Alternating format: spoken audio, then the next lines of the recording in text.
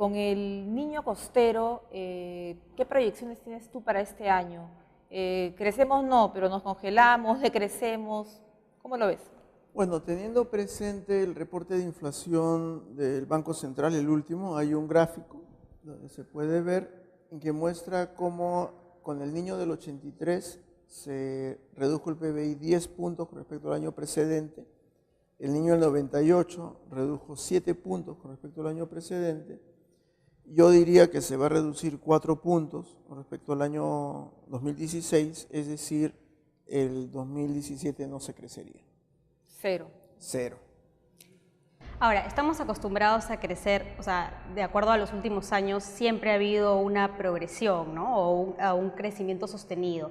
¿Qué significa o cómo nos va a impactar un crecimiento de cero, como lo está sosteniendo, o de 0.5 en todo caso? Bueno, lo que ocurre es de que yo diría los últimos años van del 98 al 2013, el precio de nuestras materias primas se cuadruplicó en dólares. Eso implicó que hubo mayor dinero en el Perú y es verdad que se creció. Pero el problema es que del 2013 en adelante el precio de nuestras materias primas se ha reducido y eso se está despejando en niveles menores de actividad económica.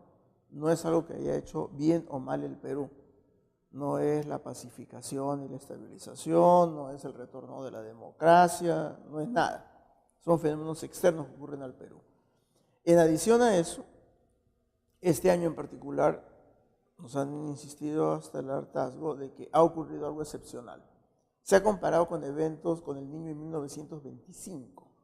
Entonces nos han dicho que este niño ni siquiera es igual al del 98, ni igual al del 83, sino tenemos que remontarnos a casi hace 100 años. Entonces tenemos un evento que no vemos todos los días. Tenemos un resultado económico que no vemos todos los días. Ahora dices, 2017 cierra en 0%. ¿Cómo se va a sentir esto en el bolsillo de los peruanos en zonas urbanas, en zonas rurales? ¿Quiénes van a ser los más afectados? Bueno, yo creo que el primer efecto que está habiendo es que el salario mínimo, que estuvo subiendo hasta el 2013, tuvo un ligero empujón al final del gobierno anterior de Humala, y tiene un deterioro sustantivo. Ese deterioro sustantivo se está reflejando desde el año pasado el empleo formal crece menos que la tasa de población, es decir, como en el Perú no hay seguro de desempleo, se trabaja sí o sí, o se trabaja de formal o se trabaja de informal, y lo que está ocurriendo es que tenemos una masiva autocreación de empleo. Esta masiva autocreación de empleo hace que haya un deterioro en las condiciones de vida de las personas con distintos rostros, dependiendo de los casos particulares.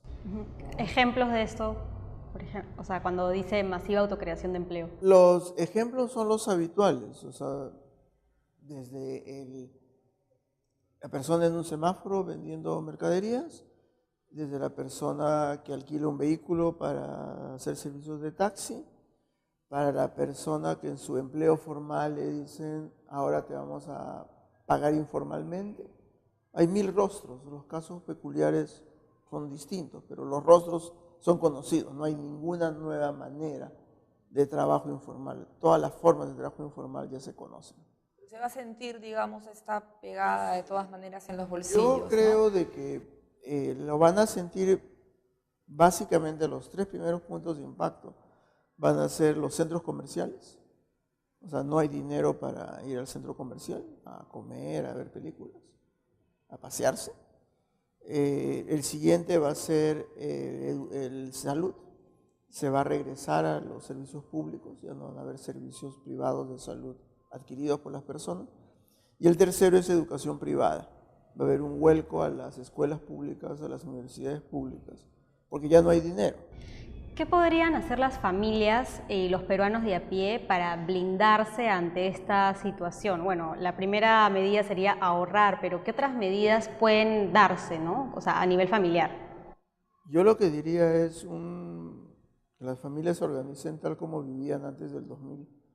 Los patrones de consumo que tenían antes del 2000, mejor que los vayan adoptando de manera temprana antes que lo tengan que hacer sí o sí. Ahora, yendo un poco al INEI y, bueno, algunas contradicciones que vemos, ¿no?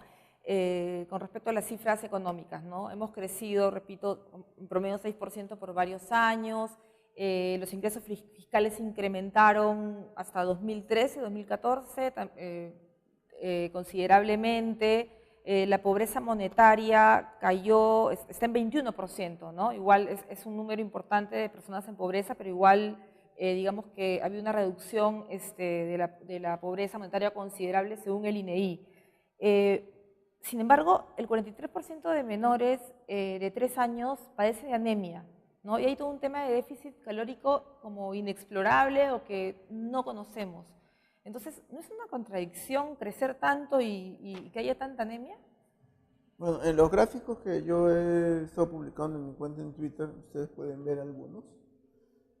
Lo que tenemos es de que hay el concepto de pobreza monetaria, que es cuánto ingreso tendría la persona para no ser pobre. Es un condicional. Pero en el mundo de los hechos, como ha sido mencionado, hay anemia. Hay más anemia que pobreza. Entonces, el resultado sería, la gente es anémica porque quiere, lo cual es contraintuitivo.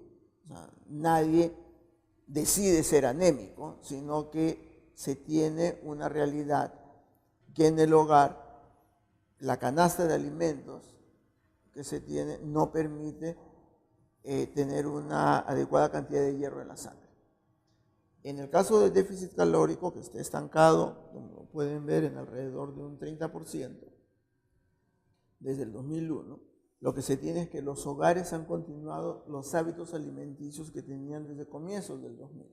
Cambiando un poco de tema y tomando en cuenta tu experiencia como jefe del INEI, bueno, y tomando en cuenta que también por Twitter o diversos medios has criticado algunos, más o menos en algunas veces, el manejo del INEI, ¿tú crees en la autonomía de esta institución o no?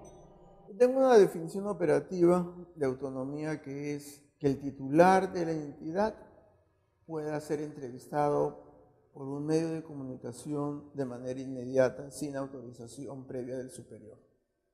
La realidad es que del 2006 en adelante eso no es cierto en el INEI y en otras entidades. No tiene la capacidad autónoma de responder a un medio de comunicación de inmediato. Esa es para mí la prueba ácida. O sea, no es que en el papel diga que tenga autonomía, porque las leyes pueden decir todo. Es el mundo de los hechos. El mundo de los hechos es, si un funcionario dice ser autónomo, debiera tener la capacidad de responder a un medio de comunicación de inmediato, sin autorización. Y si tiene la solvencia profesional, debiera dar la cara de inmediato. ¿Cuál sería el impacto de un Instituto Nacional de Estadística e Informática en un país que no es autónomo para las políticas públicas? En la mayor parte de los países son, yo usaría la palabra complacientes. No tiene que haber una voz que indique qué se debe hacer, sino hay una actitud propia complaciente.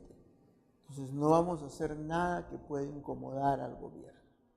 Entonces no va a haber evidencia de una carta, un correo electrónico, una llamada telefónica. No va a existir esa evidencia. Lo que existe es una conducta complaciente que se revela cuando un medio de comunicación encuentra una falla, un tema dudoso, e quiere averiguar el detalle, si lo que ha visto es cierto o no. Y es ahí en donde se ve la actitud evasiva del funcionario público, porque sabe que si enfrenta al medio de comunicación va a provocar incomodidad al gobierno.